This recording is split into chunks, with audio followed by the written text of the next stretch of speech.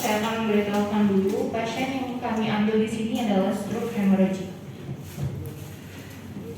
Sebelumnya di sini saya akan memperkenalkan teman-teman saya terlebih dahulu. Di sini ada Afif Sotohiro, Devitriani, Duratu Syifa, saya sendiri, Karina Julia, Sige Wedartiwati, dan Ayu Tika Anggraini. Langsung saja. Stroke hemorrhagic adalah gangguan fungsi otak akibat aliran darah ke otak mengalami gangguan sehingga mengakibatkan nutrisi dan oksigen yang dibutuhkan otak tidak terpenuhi dengan baik.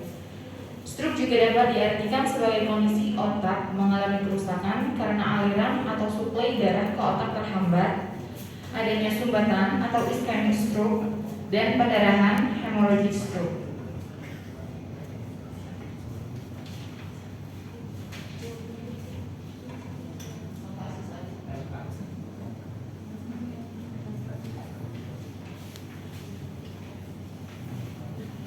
Langsung saja ke laporan kasus.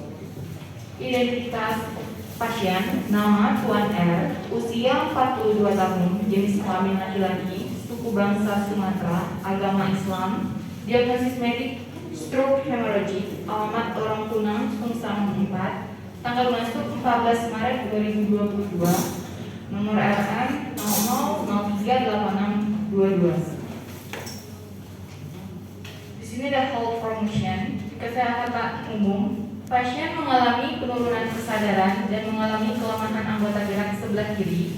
Keluarga pasien juga mengatakan pasien memiliki riwayat penyakit hipertensi, GJS E3, V4, M6, keadaan umumnya apatis, tekanan darah 150/100 mmHg, heart rate-nya 81 kali per menit, RR-nya 24 kali per menit, time-nya 36,4 derajat Celcius, SpO2-nya 98%.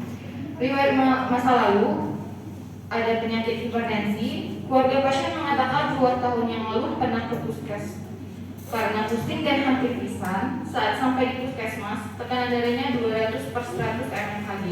Lalu setelah itu diberi obat untuk menurunkan tekanan darah. Obat tidak diminum secara rutin, hanya sampai tekanan darah stabil. Pasien berhenti minum obat dan tidak rutin cek tekanan darah. Riwayat pengobatan amlodipin 5 mg.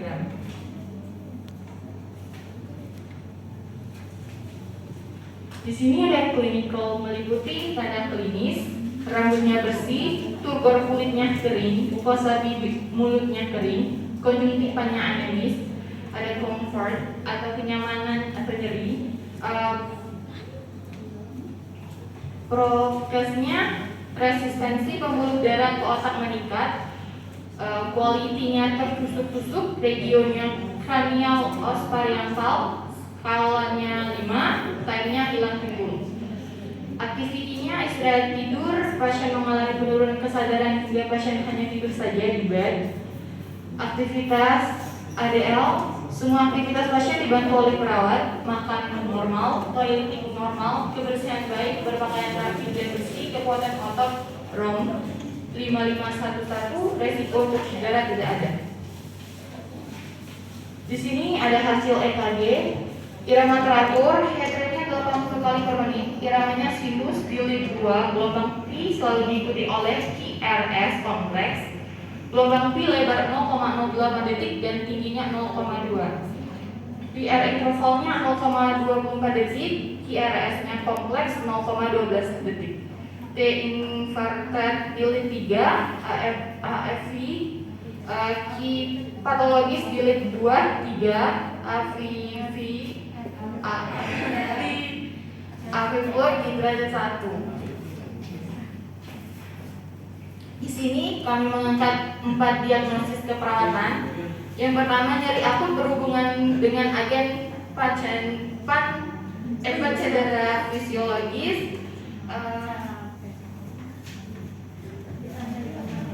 ditandai dengan tekanan darah meningkat, proses berpikir terganggu, tampak meringis dan gelisah. Yang kedua, gangguan mobilitas fisik berhubungan dengan penurunan kendali otot, ditandai dengan kekuatan otot menurun, ROM menurun. Lalu yang ketiga, kerusakan integritas kulit berhubungan dengan penurunan mobilitas atau kelembapan, ditandai dengan kerusakan lapisan kulit, kemerahan, perdarahan. Yang keempat, resiko perfusi cerebral tidak efektif berhubungan dengan hipertensi. Di sini intervensi untuk diagnosis yang pertama, nyeri akut berhubungan dengan agen pencedera fisiologis, ditandai dengan tekanan darah meningkat, proses berpikir terganggu tanpa meringis dan gelisah.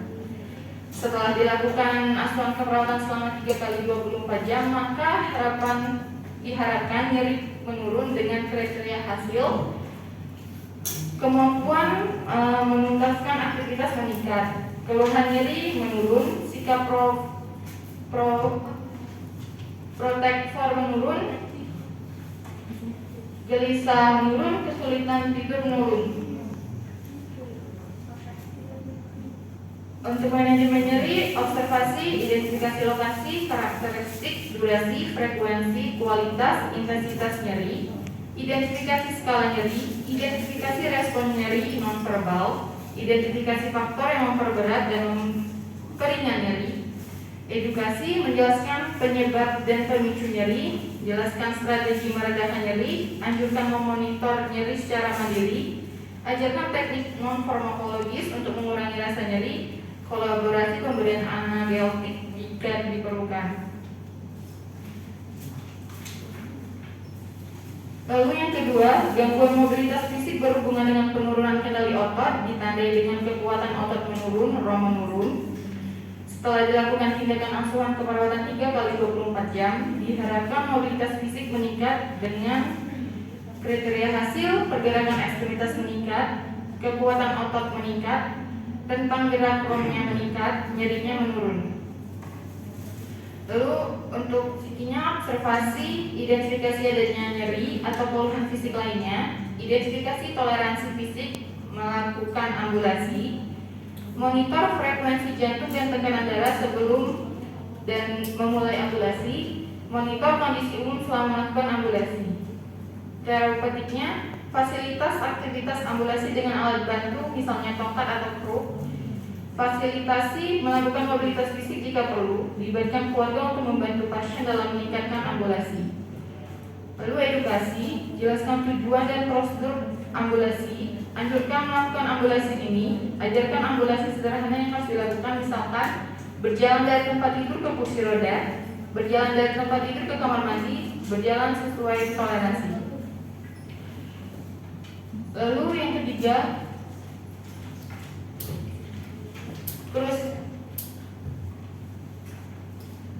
kerusakan integritas kulit berhubungan dengan penurunan mobilitas atau kelembapan, ditandai dengan kerusakan lapisan kulit, kemerahan, perdarahan. Setelah dilakukan tindakan asuhan keperawatan 3 kali 24 jam, diharapkan kerusakan integritas kulit menurun dengan kriteria hasil. Yang pertama, elastisitas kulit meningkat, kerusakan jaringan menurun, kerusakan lapisan kulit menurun, perawatan integritas kulit, observasi, identifikasi penyebab gangguan integritas kulit, misalnya perubahan sirkulasi, perubahan status nutrisi, penurunan kelembapan dan suhu lingkungan ekstrim, atau penurunan mobilitas. Terapeutik, ubah posisi setiap 2 jam jika tidak baring, misalkan miring kanan dan miring kiri. Lakukan pemijatan pada area penonjolan tulang jika perlu. Gunakan produk berbahan petroleum atau minyak pada kulit kering. Gunakan produk berbahan ringan alami dan hipoalergi pada kulit sensitif. Hindari produk berbahan dasar alkohol dan pada kulit yang kering.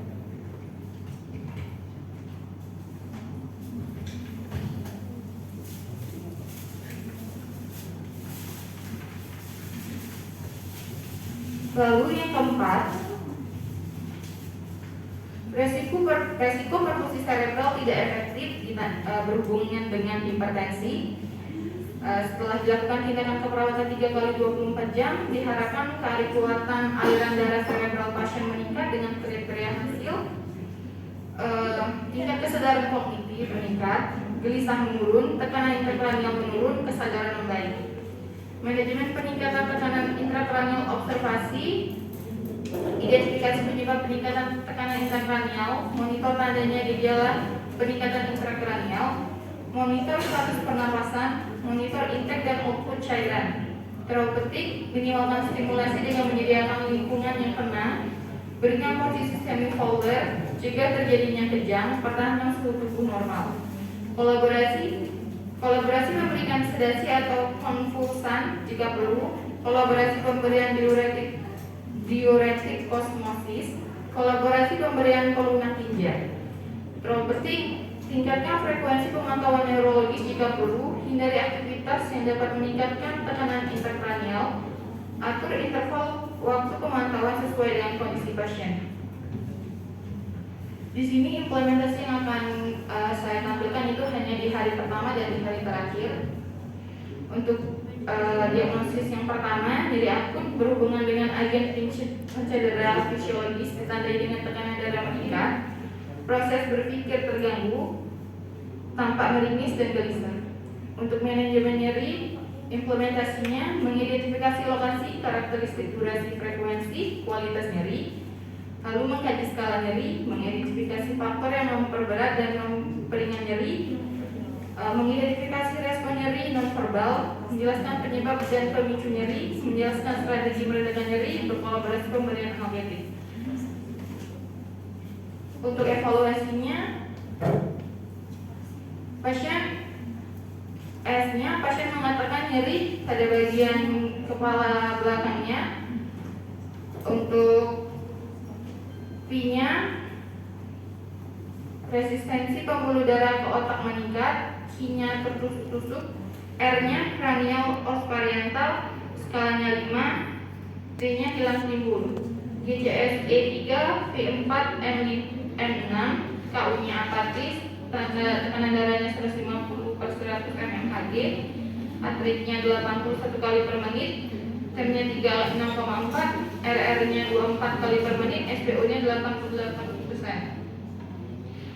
A-nya nyeri akut, P-nya kolaborasi pemberian analgetik. Lalu gangguan mobilitas fisik berhubungan dengan penurunan kendali otak ditandai dengan kekuatan otot menurun atau meningkat. Implementasinya mengkaji kemampuan klien dalam memobilisasi, mendampingi dan membantu klien saat memobilisasi, mengajarkan klien ambulasi, lalu melakukan ROM pasif kepada klien, mengelevasikan kepala 45 derajat, memposisikan klien untuk posisi semi-folder. S-nya, keluarga pasien mengatakan pasien tidak bisa menggerakkan bagian sebelah kiri. O-nya, pasien mengalami kelemah pada anggota gerak sebelah kiri.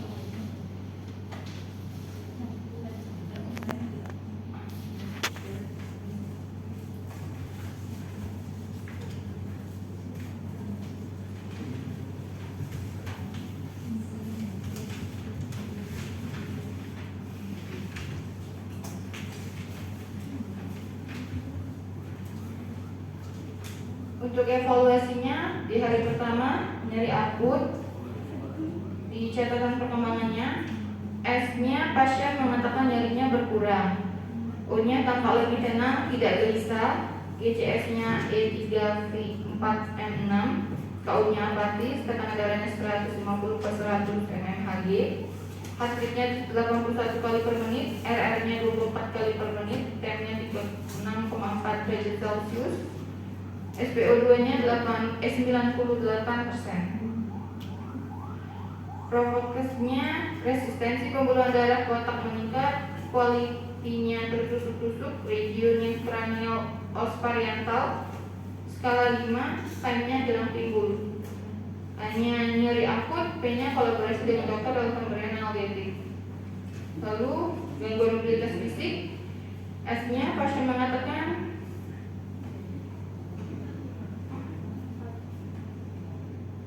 kaki dan tangan kirinya sulit digerakkan dan terasa lemas. O-nya bicara belo, pasien tampak mengalami penurunan kesadaran, pasien mengalami kelemah pada anggota gerak sebelah kiri, pasien bed rest total, aktivitas pasien dibantu oleh perawat, pasien terpasang NGT, pasien terpasang kateter urin, kekuatan otot 5511, A-nya gangguan mobilitas fisik, P-nya dampingi dan bantu klien dalam mobilisasi, perkenalkan teknik berpindah atau ambulasi dengan ROM, Ubah posisi klien minimal 2 jam sekali. Kolaborasi dengan fisioterapi untuk ambulasi diri. Lalu untuk kerusakan integritas kulitnya, S-nya keluarga mengatakan adanya lesi kemerahan di lengan kiri pasien bekas tensi monitor. O-nya tuber kulit kering, mukosa mulut kering tanpa ada luka bekas tensi pada tangan kiri. Kerusakan integritas kulit, P-nya bantu pasien mobilisasi, bantu pasien ambulasi, mengoleskan minyak zaitun 1 kali sehari, mengurangi produk berbahan dasar alkohol pada kulit yang kering. Lalu resiko yang keempat, resiko kerusakan perfusi jaringan cerebral. O-nya GCS-nya E3, T4, M6, KU-nya apatis, tekanan darahnya 140/90 mmHg, heart-nya 81 kali per menit, RR-nya 23 kali per menit, TEP-nya 36,4, SpO2-nya 98%. Pasien bed rest total, pasien terpasang NGT, pasien terpasang IV kateter. Perfusi A-nya perfusi cerebral tidak efektif, B-nya observasi keadaan umum, CTV, pertahankan kepastian NGT sebelum memberikan asupan oral, kolaborasi dengan dokter dalam pemberian terapi obat.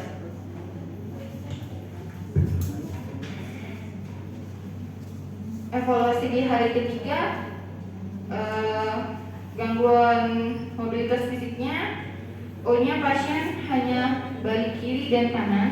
Pasien masih mengalami kelemahan pada bagian tubuh sebelah kanan. Aktivitas dibantu perawat, kekuatan otot 5-5-1-1. Hanya gangguan mobilitas fisik. P-nya dampingi dan ajari pasien untuk melakukan ROM kekuatan otot. Yang kedua, kerusakan integritas kulit. Pasien mengeluh adanya lesi dan kemerahan di lengan sebelah kiri. O-nya tuber kulit sedikit kering, mukosa bibir rajin, diberi madu. Masih ada bekas lesi dan kemerahan di lengan sebelah kanan. Kerusakan integritas kulit, anjurkan keluarga pasien rajin memberikan minyak zaitun kurang lebih 2 kali dalam sehari untuk mengurangi kulit kering. Yang ketiga, resiko kerusakan perfusi jaringan cerebral tidak efektif. O-nya pasien tampak mengantuk terus, GCS-nya E4, V5, M6, KU-nya kompos mentis, tekanan darahnya 155/96 mmHg, heart rate-nya 82 kali per menit, RR-nya 21 kali per menit, TEP-nya 36,6 derajat Celcius, SpO2-nya 100%. Pasien bed rest total, pasien terpasang NGT, pasien terpasang kateter urin, pasien terpasang IV kateter. Perfusi jaringan tidak efektif, P-nya kalau observasi KU dan tanda-tanda vital, pernah kepatenan urin atau NGT, kolaborasi dengan dokter untuk pemberian obat. Mungkin ini saja yang dapat saya sampaikan. Saya akhiri, wassalamualaikum warahmatullahi wabarakatuh.